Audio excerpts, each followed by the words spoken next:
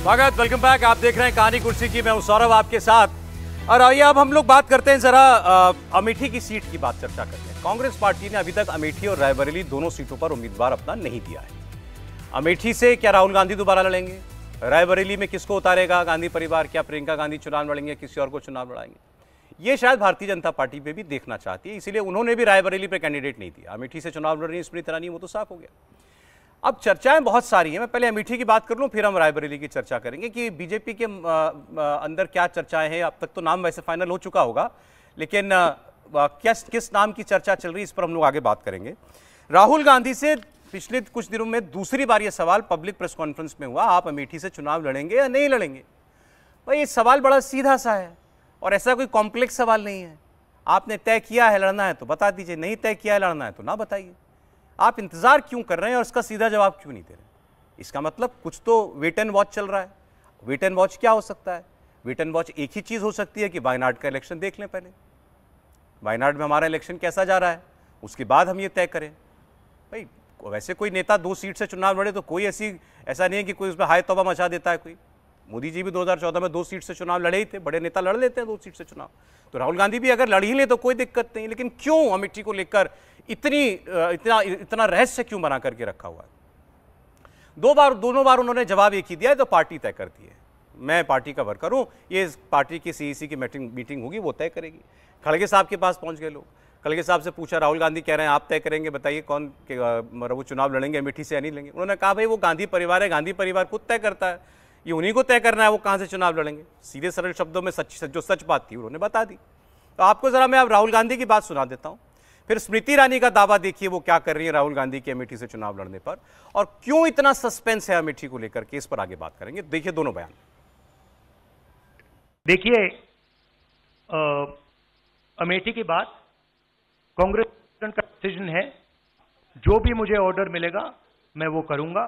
CEC meeting हमारी party में CEC meetings में ये डिसीजन लिए जाते हैं। हम जानते हैं कि 26 तारीख के बाद राहुल गांधी यहाँ आएंगे। हम ये भी जानते हैं कि उन्होंने हर 2 दिन में अपने वक्तव्य में इस बात को प्रदर्शित किया है कि वायनाड ही उनका परिवार है। हिंदी में कहावत होती है, लोग रंग बदलते हैं। हम लोगों को रंग बदलते देख पाए हैं, लेकिन परिवार बदलते पहली बार देखे हैं। 26 तारीख के बाद जब वो आएंगे अपने टोले के साथ, धर्म और जाति के आधार पर हमको बांटने का वो दुस्साहस करेंगे। इसलिए समाज में हम सबको सचेत रहना। अगर हमारे समाज को कोई बांटना चाहे, सनातन विरोधी तो वो है ही। आज मैं स्तब्ध थी कि उन्होंने अपनी प्रेस कॉन्फ्रेंस की शुरुआत रामनवमी की शुभकामना देते हुए कि जिस व्यक्ति के परिवार ने कोर्ट में एफिडेविट दे दिया कि भगवान राम का कोई अस्तित्व नहीं, लीला देखो भगवान की कि आज नहीं कि नवमी के शुभ अवसर पर उसी व्यक्ति को नवमी की शुभकामना देने के लिए भगवान ने स्वयं विवश किया। अब स्मृति ईरानी ऐसे दावा कर रही हैं, मतलब कि 26 के बाद वो आएंगे ही, हम जानते हैं, तो कोई तो बात होगी। क्यों इतना कॉन्फिडेंस आपको लग रहा है स्मृति ईरानी को कि वो आएंगे अमेठी से चुनाव लड़ने राहुल गांधी? देखिए बड़ा स्वाभाविक है, अगर अमेठी से राहुल गांधी चुनाव लड़ने ही नहीं गए तो फिर तो ये पूरे देश के लिए एक ऐसा मैसेज होगा ना जहां लगेगा कि गांधी परिवार ने पूरी तरह से मैदान छोड़ दिया है। स्मृति ईरानी, जिसके लिए प्रियंका गांधी ने कहा था हु स्मृति, अब उस स्मृति के सामने लड़ने तक का साहस नहीं है, नंबर 1। नंबर 2 ये कि आप भले ये कहें, कितना भी कहें कि राहुल गांधी दक्षिण भारत भाग गए हैं, पिछली बार बहुत उम्मीद थी, बहुत सीटें उनको मिल गई थी, लेकिन इसके बावजूद उत्तर भारत का मैदान, विशेष करके उत्तर प्रदेश पूरी तरह से छोड़ देना प्रतीकात्मक तौर पर भी ये आत्मघाती होगा, पार्टी खत्म करने से ऐसा होगा। उनको शायद एक आशंका भी होगी कि जिस तरह से कम्युनिस्ट पार्टियां उनके पीछे वहां पड़ी हुई हैं, चुनाव तो चुनाव होता है, मैं ये नहीं मानता हूं कि राहुल गांधी वायनाड में हारेंगे, वो बहुत अच्छी जीत दर्ज करेंगे, लेकिन उसके बावजूद चुनाव होता है और वो निश्चित तौर पर आएंगे। मेरा तो ये मानना है भाई बहन दोनों ही इस बार अमेठी और रायबरेली से चुनाव लड़ेंगे। प्रियंका भी लड़ेंगे रायबरेली, मुझे ऐसा लगता है निश्चित तौर पर। लेकिन आपने कहा मैसेज खराब चला जाएगा। मैसेज तो चला गया भाई, अभी तक तो डिक्लेयर किया नहीं उन्होंने वो लड़ेंगे, ना प्रियंका ने किया। कल इलेक्शन है। देखिए, कांग्रेस पार्टी के कुछ रणनीतिकार है, कहते हैं कि हमारी सरप्राइज स्ट्रेटजी होती है। कब? अब वो सरप्राइज स्ट्रेटजी वो बड़ा विचित्र सा होता है। कहे कि अच्छा ठीक है, वो आया, वो घर के सामने दिख रहा है, अच्छा दीवार कूद कर मेरे घर में आ गया, अच्छा ड्राइंग रूम में घुस गया है, अच्छा चलो ऊपर वाली छत पर चलते हैं, पता चला सारा लेके निकल गया और आप कह रहे हैं डंडा उंडा लेके तैयार बैठे हो। तो कांग्रेस की रणनीति कुछ उसी तरह की है, वो जिसको कहते हैं ना, तो कोई, लेकिन फिर भी मुझे लगता है कि वो इसलिए ही आएंगे और शायद अभी उनको ये लग रहा है कि हम इतना लंबा चुनाव सस्टेन नहीं कर पाएंगे। अगर पहले कांग्रेस का संकट समझिए, उनको लगता है कि हम अमेठी में अगर अभी से गए तो सस्टेन नहीं कर पाएंगे। एक खबर आ रही है जरा अरविंद केजरीवाल पर। ईडी के वकील का केजरीवाल पर बड़ा दावा है कि केजरीवाल जानबूझकर मीठा खा रहे हैं। घर का खाना खाकर केजरीवाल का वजन बढ़ गया है। जेल में घर से आलू पूरी, आम, मिठाई सब कुछ आ रहा है, ये ईडी दावा कर रही है। दरअसल देखिए मामला क्या, आपको ये अटपटी सी बात खबर लग रही होगी। अरविंद केजरीवाल ने ये अर्जी डाली हुई है अदालत में और वहीं ईडी ने ये बताया होगा। अरविंद केजरीवाल ने कहा कि मेरी शुगर ऊपर नीचे होती रहती है, 46 मेरी शुगर की रीडिंग पहुंच गई थी जब मैं ईडी की कस्टडी में था, और इसलिए मुझे अपने निजी चिकित्सक से परामर्श की अनुमति मिले। मैं अपने प्राइवेट डॉक्टर को मिलना चाहता हूं जेल के अंदर। वो जेल के डॉक्टर से किससे संतुष्ट नहीं है। तो ये अर्जी कोर्ट में लगाई गई थी और वहां ये खबर है, ईडी कह रही भैया ये जानबूझकर खाना ऐसा खा रहे हैं कि शुगर बढ़ेगी किसी की भी, अगर आप डायबिटिक है तो। सब तो ठीक है, पहले आम दिख रहा है तो हमको लग रहा है बताइए हम लोगों को भी आम नहीं मिल रहा, ये आम आदमी ये आम पा रहे हैं। ये सोच रहा हूँ तो कहां से ये आम आ रहा है महत्वपूर्ण। ये सोच रहा हूँ क्या क्या मामले हमारी अदालतों में पहुंच रहे हैं। नहीं, लेकिन ये गंभीर मसला है। अब एक बार अभय पराशर से पूछना, अभय बताइए ईडी क्यों कह रही है ऐसा? देखिए, बिल्कुल आज अरविंद केजरीवाल की तरफ से ये याचिका लगाई गई थी कि उनका शुगर लेवल लगातार बढ़ रहा है और ऐसे में जो उनके पुराने डॉक्टर हैं जो उनकी शुगर की जांच करते हैं, हफ्ते में 3 बार वो उनसे वर्चुअली कनेक्ट हो पाए और अपना परामर्श दे पाए। लेकिन ईडी ने आज कोर्ट के अंदर यह आरोप लगाया है कि अरविंद केजरीवाल को जो एक परमिशन दी गई थी कि वो घर का खाना खा सकते हैं उनकी सेहत को लेकर, वो जानबूझकर ऐसा खाना खा रहे हैं। उन्हें आलू जिसमें शुगर होता है, आलू, पूरी, मिठाई और इसके अलावा आम, ये उनके घर से भेजा जा रहा है। वो इन सब चीजों को खा रहे हैं और ये एक वजह हो सकती है कि उनका शुगर लेवल बढ़ रहा है। दूसरी तरफ ये भी कहा गया है कि जो वो चाय पी रहे हैं उसमें भी वो चीनी ज्यादा इस्तेमाल कर रहे हैं और ये वजह है कि उनका शुगर लेवल बढ़ रहा है। हालांकि कोर्ट ने यह कहा है कि जो तिहाड़ के डीजी हैं उनसे भी एक रिपोर्ट मंगाई जाए, इनका डाइट चार्ट मंगाया जाए, ईडी भी उनके डाइट चार्ट की एक जानकारी कोर्ट के अंदर सबमिट करे और सौरभ अब अरविंद केजरीवाल की तरफ से अपनी ये याचिका वापस ले ली गई है।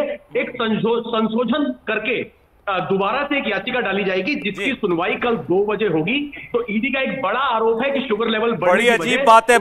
अभय बहुत शुक्रिया आपका। ईडी की तरफ से पेश हुए थे वकील जोहेब हुसैन, उन्होंने ये कहा कि घर से खाना इनके लिए आता है, आलू पूरी, मिठाई, मीठी चीजें सब खा रहे हैं, मीठी चाय पी रहे हैं, उन्होंने बताया अभय ने, इसीलिए इनका शुगर बढ़ रहा है। और उनके वकील ने कहा कि इनका फास्टिंग शुगर लेवल जो था वो 243 हो गया था, ये 100 पर रहना चाहिए, 100 के थोड़ा नीचे थोड़ा सा ऊपर। थोड़ी बहुत जानकारी मुझे है इसके बारे में, इसलिए आपको कह रहा हूं। उनका 250 के करीब आया, 243, तो ये इसलिए उन्होंने अपनी याचिका लगाई थी। लेकिन अब वो बता रहे हैं कि अब वापस ले ली गई अर्जी। अब क्या अरविंद केजरीवाल अपनी शुगर जानबूझकर बढ़ा रहे हैं कि कोर्ट में ये बात कही जा सके? मतलब है अटपटी सी बात ये कुछ। देखिए वो एक मुझे लगता है बेल के लिए एक अपना जमीन तैयार कर रहे हैं अभी धीरे अपनी तबीयत खराब करके। अब देखिए हो सकता है कि वो इसी को आगे ग्राउंड बनाएं कि भाई मेरी तबीयत यहाँ पर ठीक नहीं रह रही, लेकिन मुझे लगता नहीं है कि इससे कोई बहुत बड़ा असर पड़ने वाला है। और मजेदार बात है, ईडी ने जो अब ये सब सारी चीजें निकल करके आ रही हैं, इसके राजनीतिक निहितार्थ भी हो जाते हैं। राजनीतिक तौर पर ये गलत संप्रेषण जो है ये गलत काम कर जाएगा, उनके खिलाफ काम कर जाएगा। लोगों की जो सिंपैथी होगी कि भाई अरविंद केजरीवाल से, अभी तो संजय सिंह कह करके गए थे, उनके साथ जो है वो गलत व्यवहार किया जाता है, अपराधियों जैसा व्यवहार किया जा रहा है। अब ईडी कह रही है कि भाई इनको आम भी मिल रहा है, पूड़ी भी मिल रहा है, हलवा भी मिल रहा है, मिठाई भी मिल रहा है, रसगुल्ला भी मिल रहा है।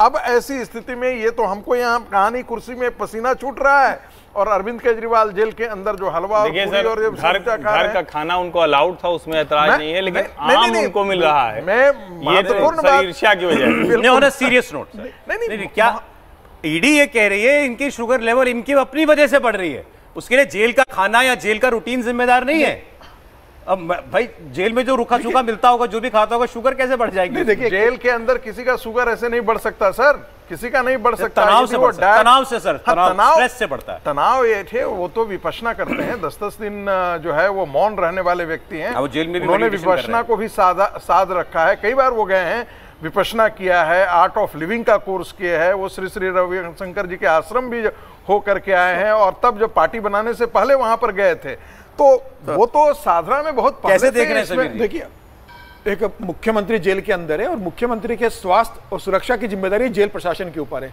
और ये कहा जाता है कि जब जेल कैदी वहां पर जो आता है, आरोपी वहां पर आता है, तो उसकी मेडिकल रिपोर्ट भी आती है।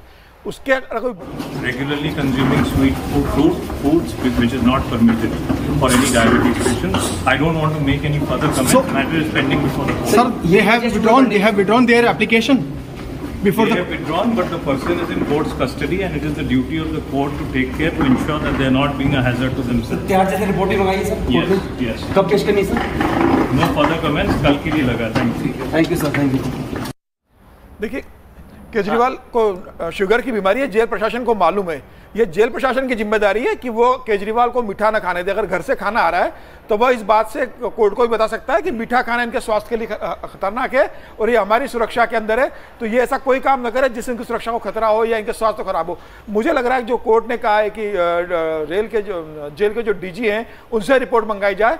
अब रिपोर्ट आने के बाद तय होगा कि क्या उन्हें घर से खाना अलाउ मिलेगा या क्या खाना खाने की, मीठा खाने की छूट मिलेगी।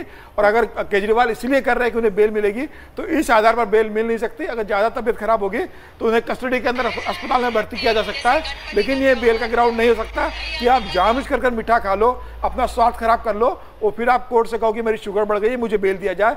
मुझे लग रहा है इस आधार पर बेल नहीं मिलेगी, लेकिन हो सकता है केजरीवाल बेल के लिए कोशिश कर रहे हैं उसको लेकर। ईडी को ये जवाब फाइल करना पड़ा, ये बड़ी अजीब बात है भाई। मतलब कि एक वो कह रहा है मेरी तबीयत ठीक नहीं, मेरी शुगर ठीक नहीं चल रही। एक बात समझ में आती है, आप डॉक्टर से आप उसका चेकअप हो जाएगा प्रॉपर। अभी जांच एजेंसी कह रही है कि भाई ये तो खुद ही अपनी तबीयत खराब कर रहे हैं। देखिए मतलब ये उस हद तक नहीं है बात, क्योंकि जेल में तो हर चीज़ का डर होता है ना कि कैदी जो है या जिसको हम कहते हैं कि उसको सज़ा हुई हो या सज़ा होने की स्थिति हो, ट्रायल की तरफ बढ़ रहा हो, तो ये डर तो होता ही नहीं कि कोई कुछ कर न ले। लेकिन यहाँ दूसरा मसला है, अरविंद जी नेता हैं और अरविंद केजरीवाल इसी शुगर की बीमारी में भी वो बाकायदा अनशन कर चुके हैं, उपवास कर चुके हैं, कई बार ऐसे काम कर चुके हैं। और ये सच है कि जो प्रोफेसर साहब ने कहा कि वो तो भाई विपश्यना भी करते हैं, वो तो ढेर सारी चीजें करते हैं। अब उसमें घर का खाना अगर अलाउड है और उसमें आम और मिठाई जा रही है, ये बड़ा सीरियस नोट पे किसी भी व्यक्ति के लिए जिसको इस तरह की बीमारी है और ऐसी अवस्था में, तो उसको ये बिल्कुल नहीं खाना चाहिए। अगर वो ले जा रहे हैं तो क्या करेगा ईडी? ईडी तो कहेगा ही ना, ईडी तो वस्तु स्थिति बताएगा और उसके बाद चेक करके वो जो कहते हैं ना कि आज का दिन का क्या रहा, कल का क्या रहा, खाने के पहले क्या रहा, खाने के बाद क्या रहा, वो रिपोर्ट जाएगी और उसके आधार पर अदालत तय। ये जेल प्रशासन पर भी एक टिप्पणी है, सच पूछिए तो कायदे से जेल प्रशासन को भी, और ये मेडिकल रिपोर्ट हमेशा जाती है, साप्ताहिक मेडिकल रिपोर्ट, वो आपको चेकिंग होती है। यदि इनका शुगर बढ़ा है तो कायदे से जेल प्रशासन को ही और उनकी मेडिकल टीम को ये इंश्योर करना चाहिए था ये खा क्या रहे हैं, जो इनका डाइटरी पैटर्न है उसको चेंज किया जाए। ये मामला दोबारा कोर्ट तक आए और कोर्ट में ये सुनवाई का मामला मेरे थोड़ा बड़ा हास्यास्पद लगता है कि एक चीफ मिनिस्टर जो है वो जानते हुए, पढ़ा लिखा व्यक्ति जानते हुए शुगर में आम खा रहा है, मिठाई खा रहा है, पूड़ी खा रहा है, तो ये थोड़ा सा एक मुझे लगता है कि ये राजनीतिक स्टंट करने के लिए हो रहे हैं यहाँ पर आए। ये जेल में जाके थोड़ा लालच भी तो हो जाता होगा ना, घर का अच्छा खाना मिल रहा है, मान लीजिए एक टाइम। देखिए ये जब हम ऐसी बातें करने लगते हैं तो मुझे लगता है हम मामले की गंभीरता को कम कर रहे हैं। ये बहुत गंभीर मामला है और गंभीर मामला इसलिए है क्योंकि कल जाकर के अरविंद केजरीवाल को कुछ भी होता है, कुछ भी होता है। मान लेते हैं एक शुगर एक ऐसी चीज है जो आपके सिस्टम में क्या कुछ कर जाएगा जिसका हम जिक्र नहीं करना चाह रहे हैं। वो भी इस प्रकार के गलत बहुत दुर्घटना घट सकती है। यदि शुगर एकाएक हाई चला जाता है, एकाएक लो चला जाता है, तो उसके बहुत दुष्परिणाम हो सकते हैं एकाएक। और ऐसी चीजें घटित हो रही है जेल में, तो वो जुडिशियल कस्टडी के अंदर है, वो पुलिस कस्टडी में नहीं है, वो ईडी के कस्टडी में नहीं है। प्रश्न ये जिम्मेदारी कोर्ट पर निर्भर करती थी और कोर्ट को ही ये सुनिश्चित करना चाहिए कि उनका रिप्लाई ईडी क्यों फाइल कर रही है? कोर्ट नोटिस करता डीजी तिहाड़ को, डीजी तिहाड़ बताते हैं केजरीवाल क्यों भेज रही है? सुनीता केजरीवाल को तो मालूम होगा ना कि अरविंद केजरीवाल को शुगर है, एक पत्नी कैसे अपने पारिवारिक पति के मामलों में हम लिए क्या जाएंगे? एक पत्नी कैसे चलिए, पति के लिए मिठाई और आम भेज रही है, अच्छा, उसे पता है कि जरा मैं एक जरा एक लेकिन अपने एक मैंने मामला महाराष्ट्र की बात महत्वपूर्ण की है, थी। जो प्रियंका गांधी और राहुल गांधी उस पर वाला आपकी टिप्पणी नहीं वो आएगी। बहुत इंपॉर्टेंट है। देखिए, गांधी परिवार, मुझे नहीं लगता है कि अब ये रायबरेली या अमेठी कोई ना कोई कैंडिडेट दूसरा देंगे। और यदि वो ये सोच करके चल रहे हों कि वायनाड के बाद हम इस फेज के इलेक्शंस में आकर के यहाँ नॉमिनेशन फाइल करेंगे और जनता सर आंखों पर ले लेगी, तो मुझे नहीं लगता है कि ऐसा होने जा रहा है। अपनी हार को वो बुरी तरीके से आमंत्रित कर रहे हैं। ज्यों-ज्यों कैंपेन के रेट बढ़ते जाएंगे वैसे ही कांग्रेस पार्टी अपने लिए आत्महत्या का गड्ढा खोदेगी। सर, रॉबर्ट वाड्रा दोनों सीटों पे अपना सर्वे करवा रहे हैं। सर्वे करा रहे हैं रॉबर्ट वाड्रा अपना इंडिविजुअल सर्वे अमेठी पे और रायबरेली पे करवा रहे हैं, और वहां पर उन्होंने दोनों सीटों की बूथ में की कॉपियां मंगाई है, मतदार की कॉपी मंगाई है। रॉबर्ट वाड्रा में तैयारी कर रहे हैं, और ये हो सकता है कि रॉबर्ट वाड्रा दोनों में से किसी एक सीट पर चुनाव अब ये तो नाइंसाफी है उनके साथ, दे दें भाई टिकट। मैंने दामाद के साथ तो वाकई इंसाफी हो रही है, और सुना है कि इटालियन फैमिली जो है वो भी पितृसत्तात्मक है।